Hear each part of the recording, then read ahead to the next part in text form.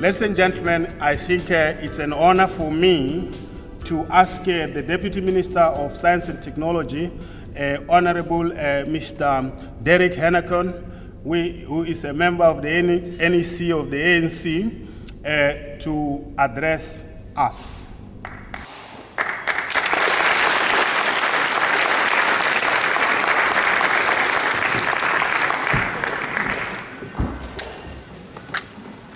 The Vice-Chancellor of the Nelson Mandela Metropolitan University, Professor Derek Swartz. Derek, you know, Derek like me. That's Derek Swartz.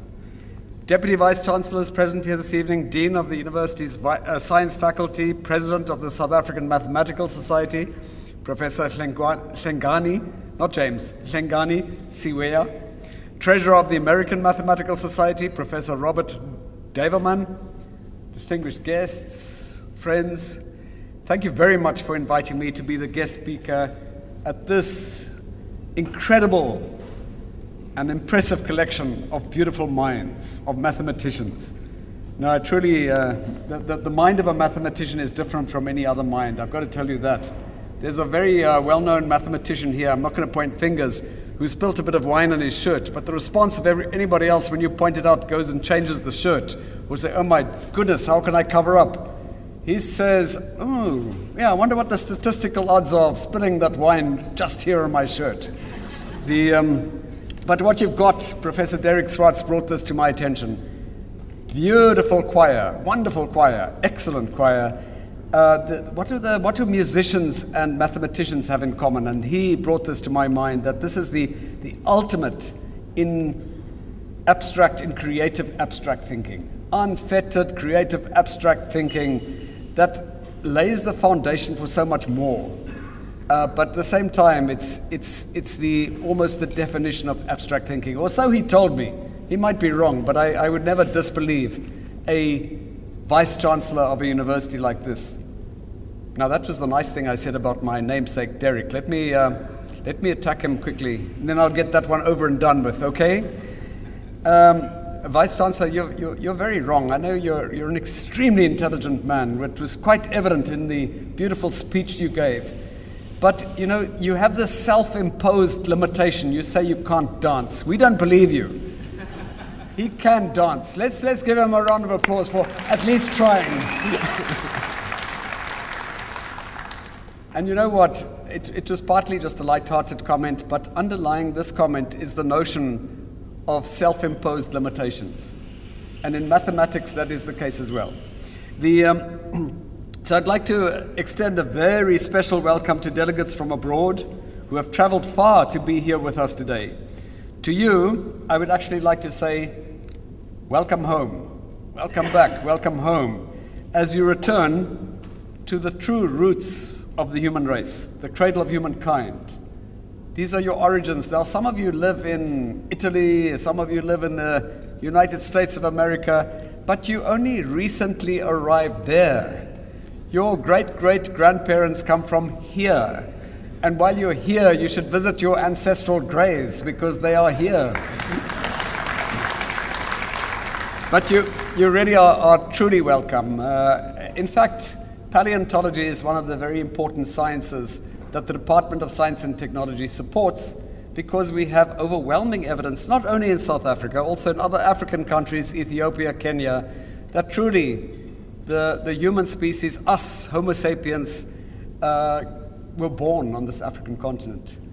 And the evolution took place on this African continent, and the migration took place some 60,000 years ago, Homo sapiens, and some 200,000 years ago, the forerunners to Homo sapiens. They coexisted. Some of you are from Europe, or most of us have origins from Europe, if you like. Homo sapiens and Neanderthal, I think I'm right on this, coexisted in Europe. And then the Neanderthal went extinct. But my wife doesn't believe that. She said, I am living evidence that the Neanderthal didn't go extinct. But you are so welcome. The father, the person of evolution, Charles Darwin, once said, every new body of discovery is mathematical in form, because there is no other guidance we can have. So let this gathering, so aptly themed, Mathematics of Tomorrow, be the foundation for new mathematical forms.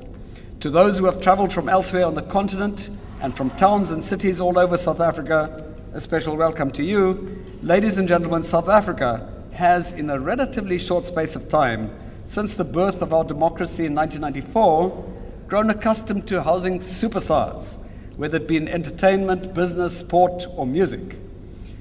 Last year, we hosted the very successful FIFA World Cup.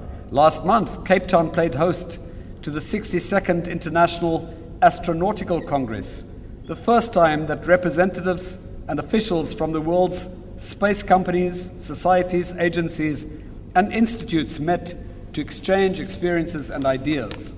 As we speak, of course, we know that the COP17, this very important climate change conference, is happening in Durban as we speak. But today, ladies and gentlemen, it's the turn of perhaps a somewhat less glamorous, but certainly an equally star-studded group. That's you. The friendly city of Port Elizabeth offers a warm, sometimes a little bit too windy, welcome to all of you, the superstars of the mathematics fraternity. It is your turn in the spotlight, and we await your deliberations with much anticipation and excitement. It's not often that South Africans have the honor of hosting an organization that is more than 100 years old. The American Mathematical Society, as we heard a moment ago, was founded way back in 1888, a total of 123 years ago. I used my pocket calculator to tell me that.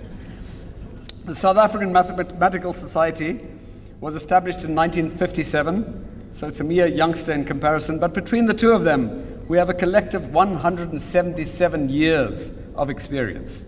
Now, this is not the maiden meeting of our two societies. In June 1997, an historic joint SAMS-AMS, I like that, SAMS-AMS, joint SAMS-AMS mathematics conference was held at the University of Pretoria.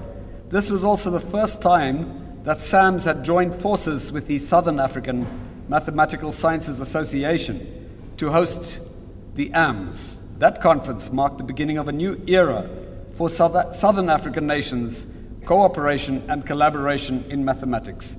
And it's a world that today is dependent on collaboration, partnerships, and cooperation. The 1997 conference, which attracted 257 mathematicians from South Africa alone, was hailed as a resounding success by the delegates. Years later, in 2003, the African Institute for Mathematical Sciences was founded as an international partnership project. Since then, the Institute has gone on to establish another satellite in Senegal.